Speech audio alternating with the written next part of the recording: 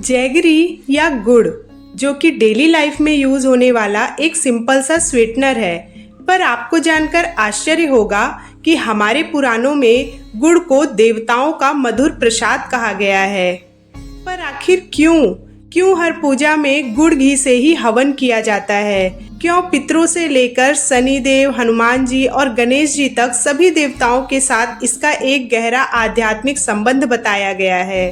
तो चलिए आज की इस वीडियो में हम इसी मामूली से गुड़ के पौराणिक खासियत को जानते हैं, वो भी एविडेंसेस के साथ।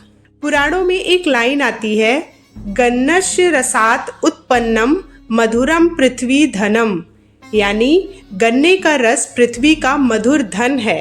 पुराणों में वर्णित है कि जब पहली बार धरती पर गन्ने की फसल उगाई गई तो देवताओं ने इसे चखा और फिर मुस्कुराते हुए कहा कि यह धरती की शक्ति और सूर्य की ऊर्जा का संयुक्त उपहार है, क्योंकि गन्ना धरती से पैदा होता है और उसकी मिठास सूर्य देता है।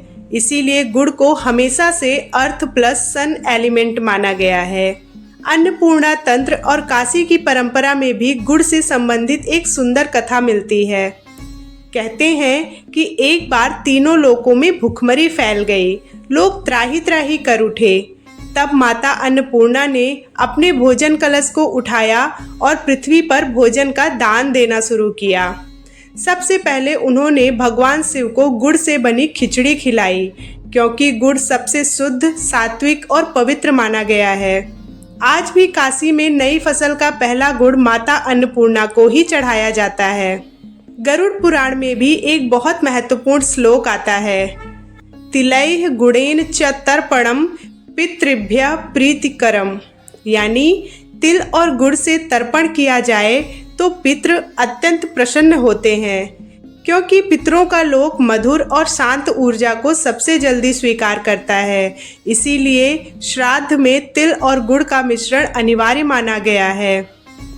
शनि महात्म्य नामक ग्रंथ में भी लिखा है कि शनिवारम गुड़ दानम दुर्भिक्ष नाशनम, अर्थात शनिवार के दिन गुड़ का दान दुर्भिक्ष यानी कमी, संघर्ष और बाधाएं दूर करता है, क्योंकि गुड़ सूर्य तत्व से बना है और सूर्य शनि देव के पिता हैं। जब सूर्य ऊर्जा का मधुर अंश यानी गुड़ दान किया जाता है तो शनि देव शांत और प्रसन्न होते हैं। इसीलिए शनिवार को गुड़ का दान किया जाता है।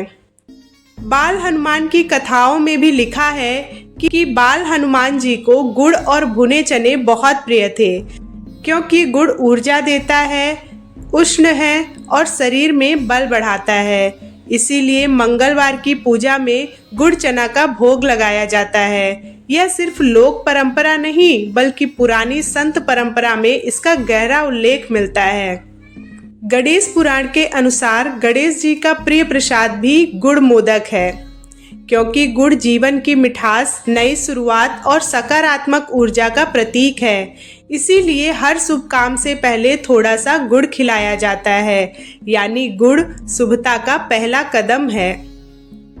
अग्नि पुराण के अध्याय 69 में लिखा है, गुड़स्याहुति शुद्धिदा भवति, यानी गुड़ की आहुति वातावरण को शुद्ध करती है, क्योंकि गुड़ आसानी से जल जाता है, अशुद्ध धुआं नहीं करता है और मधुर कंपन फैलाता है। इसीलिए तिल, गुड़ और घी की आहुति सबसे पवित्र मानी गई है। आपने भी सुना होगा कि गुड़ खाइए मीठा बोलिए। यह सिर्फ एक कहावत नहीं है, शास्त्रों का सिद्धांत है, क्योंकि शास्त्र कहते हैं गुड़ मधुर भव। इसीलिए विवाह में गुड़ हल्दी, गृह प्रवेश में गुड़ पानी, त्योहार में गुड़ दाना और फसल कटाई में गुड़ बनाना, यह सब शुभता का संकेत माना जाता है। वास्तु कहता है कि अगर घर में नकारात्मकता बढ़ गई हो तो सप्ताह में एक बार गुड़ को पानी में घोलकर घर की दहलीज पर छिड़के। यह अर्थ एलिमेंट को मजबूत करता है और सकारात्मकता यानी पॉजिटिविटी बढ़ाता है। तो अब आप समझ ही गए होंगे कि गुड़ सिर्फ एक मिठाई नहीं है, एक पवित्र शक्ति है, क्योंकि यह धरती का वरदान है जिसमें सूर्य की ऊर्जा है और यह देवताओं का प्रिय प्रसाद है। इसीलिए गुड़ को most sacred sweet of India कहा जाता है। आशा करती हूँ कि गुड़ के इस पौराणिक महत्व को जानकर आपको अच्छा लगा होगा। वीडियो पसंद आए तो लाइक और चैनल को सब्सक्राइब जरूर करिएगा। मिलते हैं फिर एक नए पौराणिक रहस्य के साथ। जय महाकाल।